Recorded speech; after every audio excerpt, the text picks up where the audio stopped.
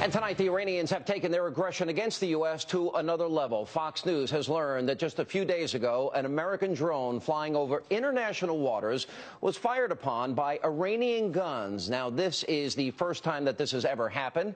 Now, listen to what the Defense Department press secretary said about the incident earlier today.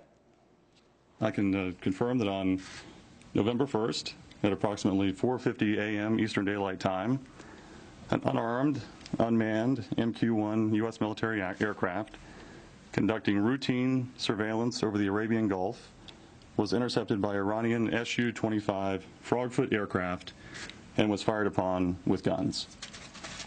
The incident occurred over international waters, approximately 16 nautical miles off the Iranian coastline.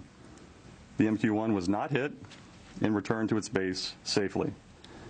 We have briefed relevant members of Congress on the incident. Now, the timing of this disclosure by the Pentagon is raising serious questions like, why are we only learning about this incident today?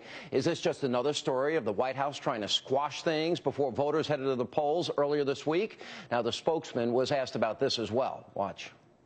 It's going to come up here that the White House might have asked you to muzzle this incident because before the election. Did the White House give you any guidance in terms of whether to release the information on the incident or not? I think I've said this at least 2, 3, 4, 5 times now. We don't typically comment on classified surveillance missions, and I'm not going to get into discussions at the classified level that occurred between this department and the White House. They were informed early on. Joining me now with reaction, the author of the #1 New York Times bestseller, Culture of Corruption, Malkin, is with us. Oh, November 1st, 5 days before the election. We still don't know where the president was on the night that our consulate was attacked in Libya, in Benghazi. What do you think about this? They did just happen to reveal it now. Yeah, well, it's par for the course for the most transparent administration ever. Thursday, November 1st, 4:50 in the morning, our Predator drone was fired at by these 2 Iranian jets, and it doesn't come out until after the election. Yeah, it stinks in here, but this has always been the Obama way. You know, they accused the Republicans incessantly of voter suppression, but these people have been responsible for massive, collective, systemic truth suppression. And it's not just the White House that has to answer for this, but the lapdogs in the media. I would like to know, were there any outlets that were informed of this and then told to keep it quiet, the same way we know that many journalists were apprised of Benghazi and kept quiet about it to serve this campaign's needs before the election? Again, people's blood should be boiling. I think we just have to redouble our efforts to try and shed sunlight on these matters. I mean, we've got 4 dead Americans in Libya, and we don't know what the president knew. Did he know that they had requested security before? Where was he when this was happening? Did he know? Was he told that this was being watched by Charlene Lamb in real time? The president got through nearly 3 months in this election process without having to answer any. There were 2 months without having to answer any of these questions.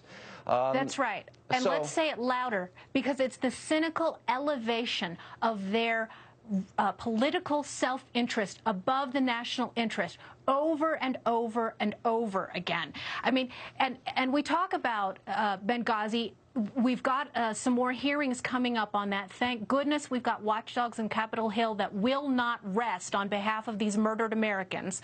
The Senate committee is going to be having a hearing on November 15.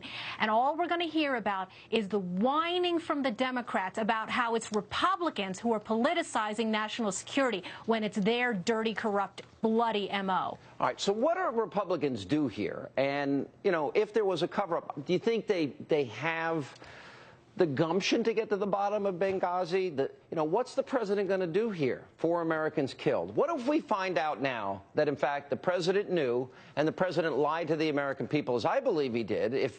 Look, if the State Department watched it in real time, our intelligence community knew that Libya was an attack within 24 hours. There's no way the president didn't know that. And in multiple interviews, including 60 Minutes and Joy Behar on The View and others, he said he didn't know. What if we find out that the president of the United States lied heading into this election?